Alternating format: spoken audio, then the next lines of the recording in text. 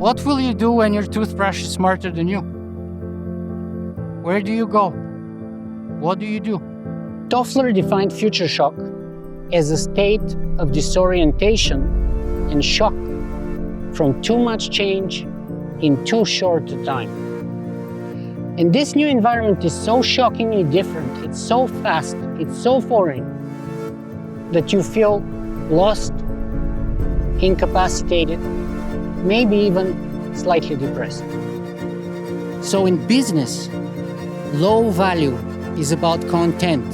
It will be done more and more by AI. High value is about context.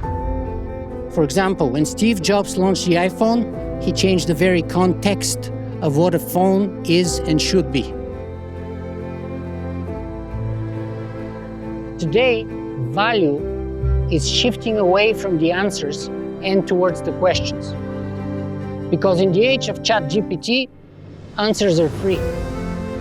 But great questions can be priceless. By observing or refusing to observe, by taking a passive or active stance, by adopting someone else's, or by creating our own image of the future, one way or another, we create it. Well, joining me now is philosopher, blogger, and podcast host Nikola Danaylov. He's been referred to as the Larry King of the Singularity.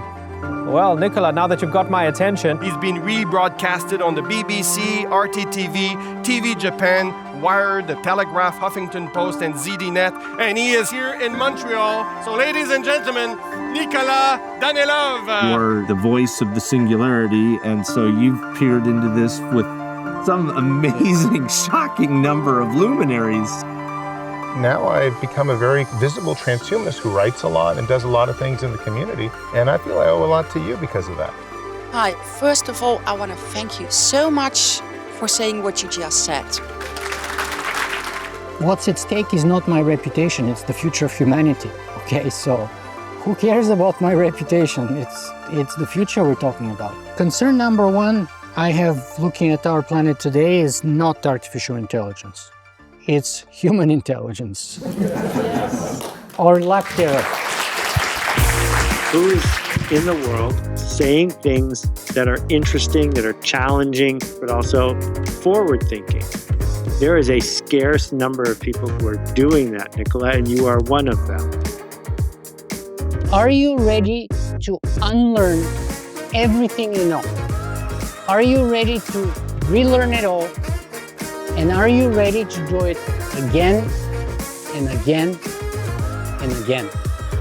How we answer those questions will determine our fate as individuals, professionals, marketers, businesses, corporations, countries, and even as a civilization.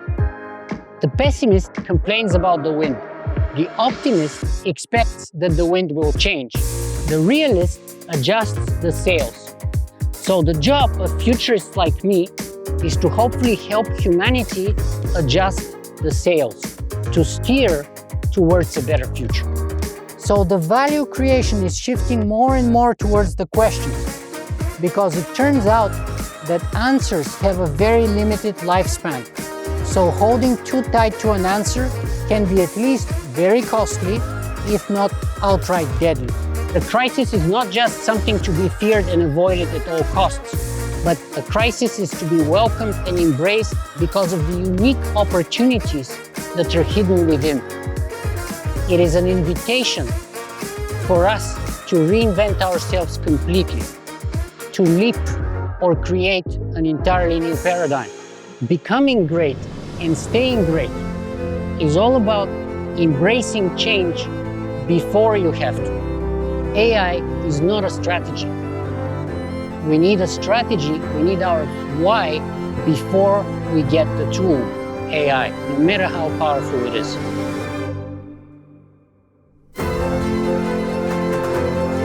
Will we do business as usual until the future finds us? Or will we embrace change and go out there and create the future instead? And eventually, hopefully, create a brighter future. Thank you.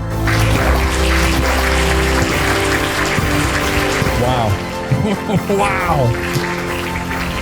How awesome was that? Yeah?